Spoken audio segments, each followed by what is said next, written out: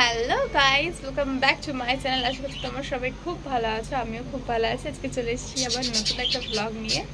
তো আজকে হচ্ছে শুক্রবার 5 তারিখ, 5ই এপ্রিল। তো দেখতে পাচ্ছ সকাল সকাল উঠে পড়েছি ঘুম থেকে।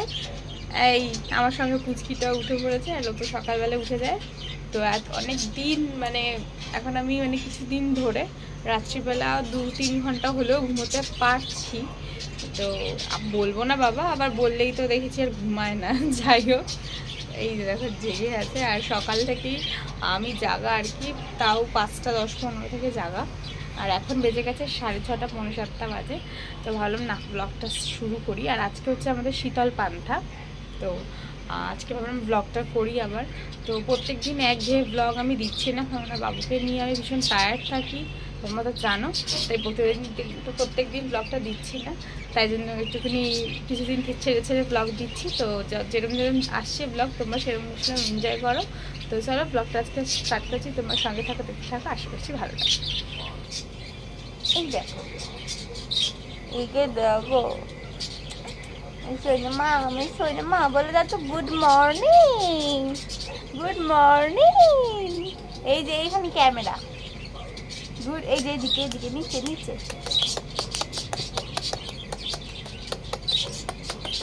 বলে গুড মর্নিং, গুড মর্নিং। সব মিমিদেরকে গুড মর্নিং, তাই তো? গুড মর্নিং বলে দিয়েছো তো? বলে দিয়েছে কিন্তু আমার তরফ থেকে গুড মর্নিং। কি সুন্দর সূর্যটা উঠেছে, দাঁড়াও দেখাচ্ছি তোমাদের। ঘুটু ঘুটু ঘুটু ঘুটু, কি দেখছে কি।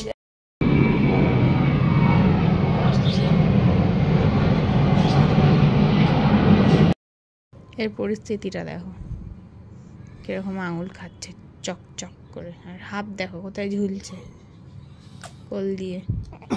কোল দিয়ে নাবতে শিখেছে, হর হর করে নেমে যায়। ওর বাবা ঘুমাচ্ছে, বাবাকে দেখছি, দেখছো লাইটের দিকে তাকিয়ে আছে। আমি অনেকক্ষণ ঘুম থেকে উঠেছি, সেই 5টার দিকে, আর এখন আমার এতটা ঘুম পাচ্ছে না, 7টা বাজে যায়। আর সুবায়ন্ত একদম নাক ডেকে ঘুমাচ্ছে, ওকে একদম ডেকে তুলে দেবে এখন, সেটাই ভাবছি। এই যে তুলেছি। আর এখন আমার এতটাই খিদে পেয়েছে, তাই জন্য বিস্কুট নিয়ে এসেছি, 2টো মেরি বিস্কুট খাচ্ছি। কি করব, খেয়ে জল খাবো, তারপরে একটু পরে চা খাবো। এখন তো আর হবে না, আমি একটু ভাবছি শোবো, সুবায়ন একটু ধরবে আর আমি একটু ঘুমাবো বাবা বিস্কুটটা খেয়ে। আর এখন মাঝরাতে উঠে উঠে আমি বিস্কুটটাই খাই, তো কেননা জেগে থাকি তো খুব খিদা পায়।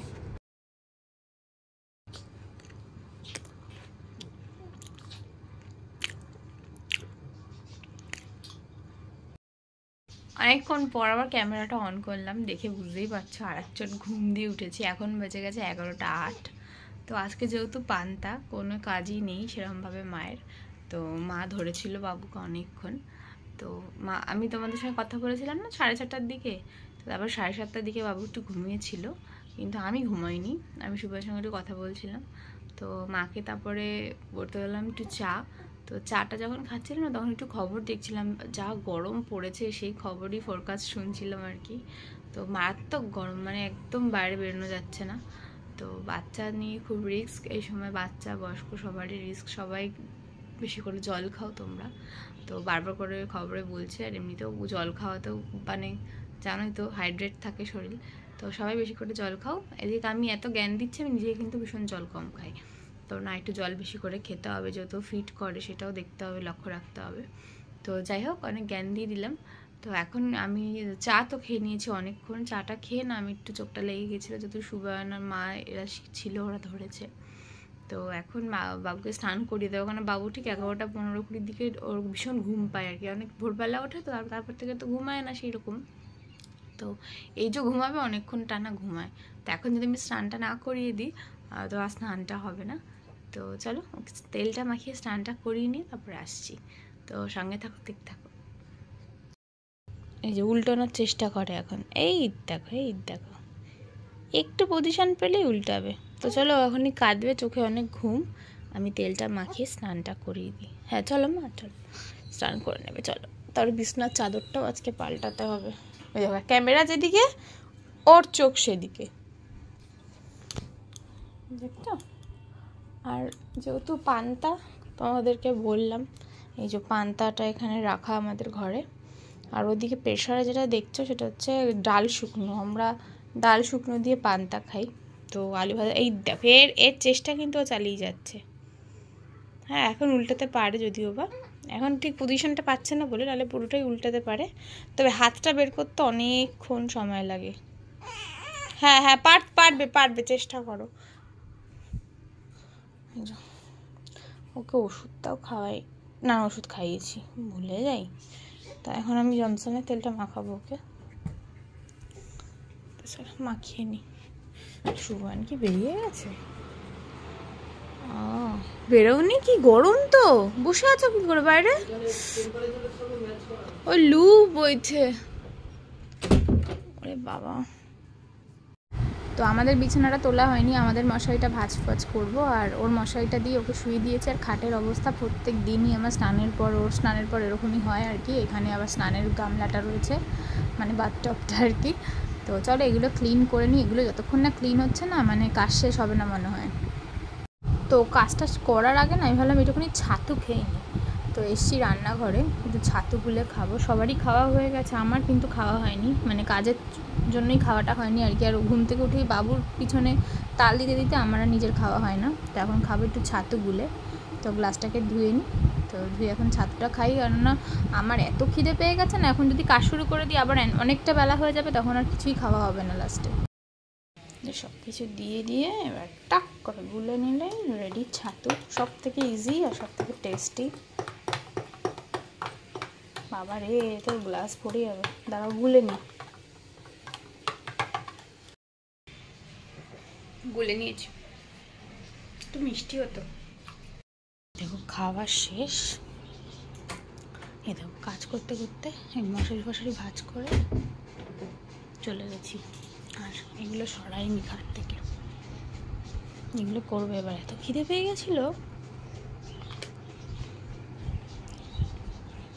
এখানটা পরে গুছাবো, বাচ্চার ঘরে এত সম্ভব হয় না। বাইরে পুরো রোদ ধুধু করছে, বাপরে বাপ, কি মানে মারাত্মক গরম পড়ে গেছে।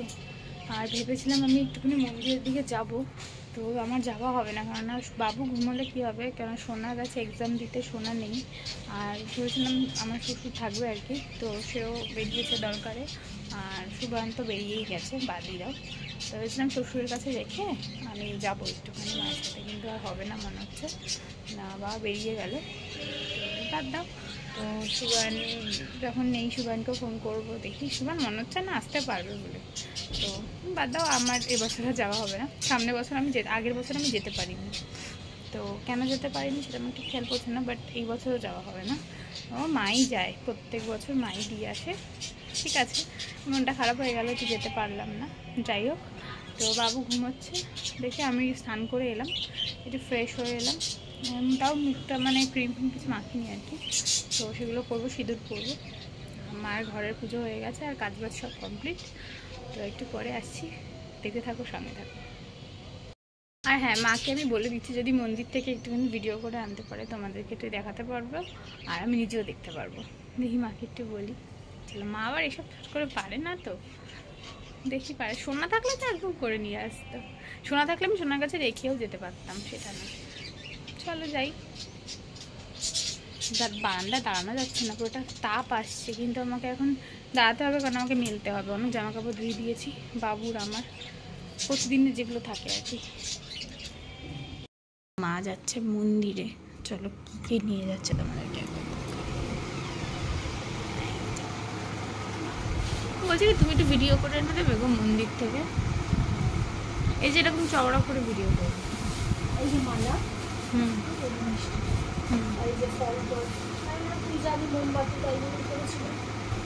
কি করে যাবো বলো দেখি। যদি যাস পোশাক টোশাক আনতে হবে, এই যে ফল দিয়েছে, যে ডাব, এই যে বাতাসা দেবো ওইখানটা 5 রকম ফল, আপেল টাপেল শশা টশা 5 রকম ফল। ঠিক আছে। এই যে মিষ্টিটা নামিয়ে ফেলে এগুলোকে দিয়ে দেবো, এই ধরেই তো দিয়ে দেবো, ওরা একটু কম দেবে। জানি, আর বেলা করো না, যাও। গাইজ এখন বেজে গেছে 2:30, তো এতক্ষণ আমি একটু রিলস করছিলাম। কি করব, আজকে কাজ নেই, আজকে একদম চাপ কম কাজে, আর তাড়াতাড়ি করে যতটুকুনি কাজ ছিল কমপ্লিট করে ফেলেছি। তো তাই জন্য কি করবো, বসে এটাই করছিলাম। আর বাবু তো ঘুমোচ্ছে, তাই জন্য আরও সুযোগ পেয়েছি আর কি করার। তো এই তো করলাম। আর এখন করব হচ্ছে একটু টক দই দিয়ে ঘোল। তো এখন একটু ঘোল বানাবো, সুগান এনে দিয়েছে। তো চলো ঘোলটা বানানো যাক। আর সুগান নেই, সুগান গেছে হচ্ছে সোনাকে আনতে স্কুলে। তো ওরা আসুক, এলে একসাথে খাবো, মানে দুপুরের খাবারটা। তো তখন তোমাদেরকে দেখাবো। আর চানাচুর এনেছে মা, চানাচুর দিয়েও আমরা খাই আসলে পান্তা। তোমরা কে কী দিয়ে পান্তা খাও, কারা কারা, তো প্লিজ কমেন্ট বক্সে জানাতে পারো। আমার এক একজনের বাড়িতে দেখবে এক একটা নিয়ম আছে, মানে রেওয়াজ আছে খাবার। কেউ বড়া আর আলু ভাজা দিয়ে খায়, কারা কারা আবার আলুর চপ, বেগুনি এইসব দিয়ে খায়। তো তোমরা কারা কে কী দিয়ে খাও আমাকে একটু জানাতে পারো। আমরা তো ডাল শুকনো দিয়ে খাই। আর হচ্ছে চানাচুর, আলু ভাজা। আলু ভাজাটা আগে করা হতো ঘরে, এখন করা হয় না, কিনেই আনা হয়। তো এই বছর আর কিনে আনা হয়নি, তো মানে গাফিলতিতেই কিনে আনা হয়নি। বাবাকে বলা হয়েছে, বাবার কাজ আছে বলে হয়নি। আর সুগানকে আমি বলতে ভুলে গেছি, সুগান টক দই ফক দইগুলো এনে দিয়েছে, এটা বলেছি, মনে ছিল বলেছি। তো সেগুলো চলে এসছে। আর মা গিয়ে পুজো দিতে গেল, আসার সময় ওই চানাচুরটা নিয়ে চলে এসছে। তো আর ডাল শুকনোটা পরে তোমাদেরকে আমি দেখাচ্ছি। তো চলো এখন আমি ঘোলটা বানিয়ে ফেলি, তাহলে একটু করে ফ্রিজে রাখলে কি হবে, তাহলে খেতে ভালো লাগবে। তো চলো সেই কাজটা সেরে ফেলি, সুগার নিলে একসাথে লাঞ্চ করবো। জামা কাপড়গুলো ধুয়েছিলাম, আমি মেলতেই ভুলে গেছি। এখন হঠাৎ মনে পড়লাম যে জামা কাপড় মেলিনি, দেখেছো একটু বড় ভুল হয়ে গেছে। তখন শুকিয়ে খটখটা হয়ে যাওয়ার কথা, এখনো মেলিনি, একদম খেয়াল নেই। আর ঘোলটা বানাতে গেছিলাম, মা বললো যে খেয়ে নিস তারপরে বানাস, মানে ভাত খেয়ে নে তারপরে ঘোলটা বানাস। বেকার এখন বানিয়ে দরকার নেই, ঠিক আছে। ফ্রিজে জল রয়েছে, ঠান্ডা জল দিয়েই বানাবো, ঘোল আর ফ্রিজে ঢোকাবো না। তো চলো এগুলো মেলে নিই, পরে আসছি। হ্যাঁ, এখন এই যে দেখতে পাচ্ছ গন্ধরাজ লেবু কাটা হচ্ছে। তো এইটা দিয়ে পান্তা খেতে ভীষণ ভালো লাগে, ভীষণ ভালো লাগে। তো যারা খাও তারা অত জানোই, আর যারা খাও না তারা প্লিজ ট্রাই করতে পারো। এই যে লঙ্কা, লেবু, আর বসে পড়েছি পান্তা ভাত নিয়ে। তো একদম আস্তে আস্তে কথা বলছিলাম তখন, তাই জন্য পরে ভয়েস ওভার দিচ্ছে, কোনো বাবু ঘুমাচ্ছিল তখন। আর এই যে ডাল শুকনোটা দেখতে পাচ্ছ, ভীষণ ইয়াম্মি হয়, ভীষণ ইয়াম্মি হয়। তো তোমরা ট্রাই করতে পারো, এটা দিয়ে পান্তা ভীষণ ভালো লাগে। এই যে দেখতে পাচ্ছ, আমার তো আর কিছু লাগে না। তো এই বাড়িতে এসে আমি ওই চানাচুরটা খাই বলে, তো চানাচুরটা দিয়েও দেখি বেশ ভালো লাগে, তো আমি ওটা দিয়েও খাই। তো চলো ফিনিশ করি, দেখেছো পুরো মিহি। তো খেয়ে নিই, খেয়ে নিয়ে তারপর একটু শোবো। তো পান্তা ভাত খেয়ে হয়েছিলাম একটা ঘুম দেব, তো তার আগেই মনে পড়লো যে আমি তো ঘোল করবো বলেছিলাম। তো দইটা আনা আছে, তো তাই জন্য চলে এসেছি আবার রান্নাঘরে। তো রীতিমতো লোভেই এসছি আর কি। অন্য দিন হলে কিন্তু এটা আমি করতাম না, যেহেতু আজকে একটু ঢিলা খাবার দাবার, তো ভাবলাম একটু ঘোলটা না হলে হচ্ছিল না, তাই জন্য চলে এসেছি টক দই দিয়ে ঘোলটা বানাবো আর কি। ও বাবা, আমিও কী সব বলছি, টক দই দিয়েই তো ঘোল হয়। তো বাদ দাও আমার কথা। তো দেখতেই পাচ্ছ মেপে গ্লাসে জল বসিয়ে দিয়েছি আর নিয়ে নিয়েছি আর কি। আর এখন মেলাচ্ছি, আর চিনিটা গুলে নিয়েছি আগে থেকে, বুঝলে তো। তো চলো করে নিই, করে আসছি, ঠিক আছে।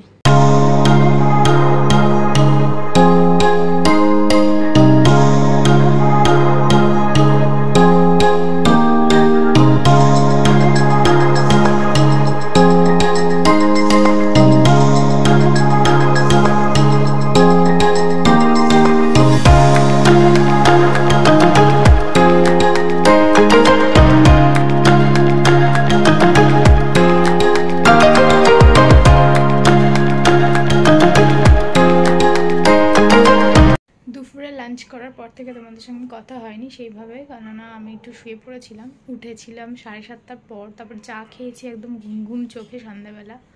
তো তার জন্য আর ব্লগ করা হয়নি। আর সন্ধ্যাবেলা আজকে কিছু টিফিনও করিনি, তাই জন্য ক্যামেরাটা অন করার কথা খেয়াল নেই।